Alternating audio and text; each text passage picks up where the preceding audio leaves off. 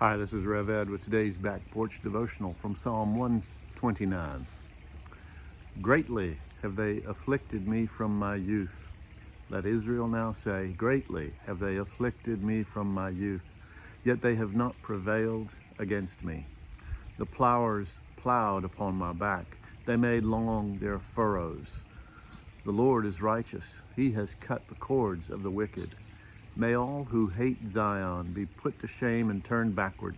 Let them be like the grass on the housetops, which withers before it grows up, with which the reaper does not fill his hand, nor the binder of sheaves his arms. Nor do those who pass by say, the blessing of the Lord be upon you. We bless you in the name of the Lord. This is another one of the songs of ascents as the pilgrims made their way up to Jerusalem for one of the great festivals. And the psalmist here identifies himself with the nation of Israel. Greatly have they afflicted me from my youth. He's talking about from the very time that Israel began to recognize themselves as a separate people, the time they were in Egypt. They've been afflicted from then until now. In fact, Israel has known nothing but affliction since their beginning.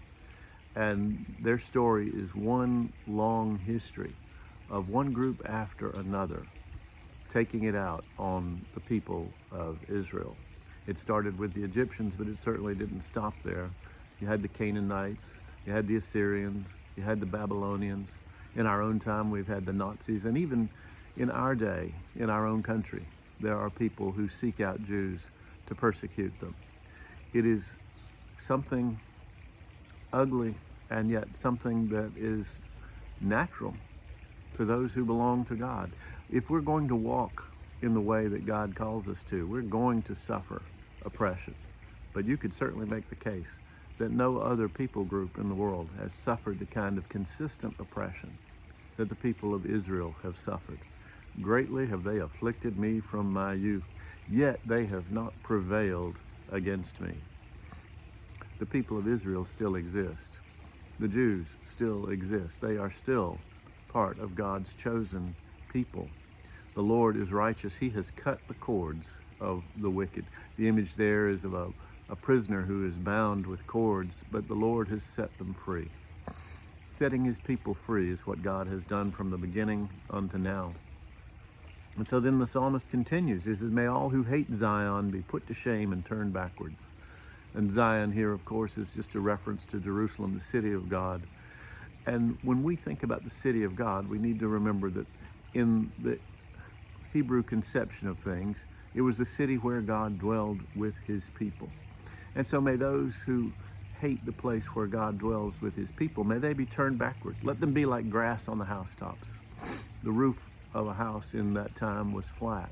And so frequently, with the very shallow dirt that might be on top of it, grass would spring up, but it wouldn't last long because in the heat of the sun, it would dry up and wither away. And those who pass by, those who see those who are oppressing Zion, will not say, the blessing of the Lord be upon you. The blessing of the Lord is upon those who fear him, to those who walk in his ways, upon those who trust him. And regardless of how much suffering the Lord's people endure, he is righteous, and he has cut the cords of the wicked. Now, to bring this up to the present day, on this side of the cross, we need to rethink our understanding of Zion, the city where God dwells with his people. That city is now expanded beyond Jerusalem. It encompasses the whole earth, and any place where Jesus reigns as king, where Jesus is recognized as Lord, is the city of God.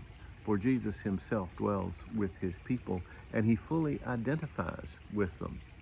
Over in the 9th chapter of the book of Acts, Saul is still persecuting the church. And Luke tells us that he was seeking out anyone who belonged to the way, that he might bring them to Jerusalem. Now, as he went on his way, he approached Damascus, and suddenly a light from heaven flashed around him, and falling to the ground, he heard a voice saying to him, Saul, Saul, why are you persecuting me? And he said, "Who are you, Lord?" And he said, "I am Jesus, whom you are persecuting." Saul was persecuting Christians who belonged to the church. And Jesus appears to him in that dramatic vision on the road to Damascus and says, "Why are you persecuting me?" He doesn't just say, "Why are you persecuting my people?" He says, "Why are you persecuting me?" Jesus fully identifies himself with his people.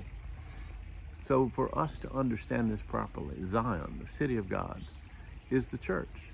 It is the place where God dwells with his people in Jesus Christ, who is present with us through the Holy Spirit. The church is something that Jesus fully identifies with.